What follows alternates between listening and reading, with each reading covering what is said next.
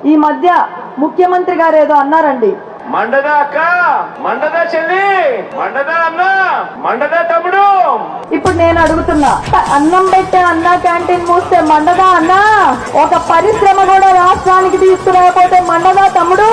అంబేద్కర్ విదేశీ విద్య ఆపేస్తే మండదా చెల్లి,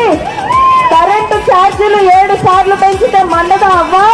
ఆర్టీసీ ఛార్జీలు 3 సార్లు పెంచితే మండదా తాత, చంద్రన్న ఇచ్చే సంక్రాంతి, రంజాన్, క్రిస్మస్ కానుకలు ఆపేస్తే మండదా పిన్ని, భూములిచ్చిన రైతులని కడుపులో కొడితే వాళ్ళకి కడుపు మండదా, అన్నపూర్ణగా వెలసిల్లిన ఆంధ్రప్రదేశ్ కి రాజధాని కూడా లేకుండా చేస్తే ఆంధ్రులకి మండదా,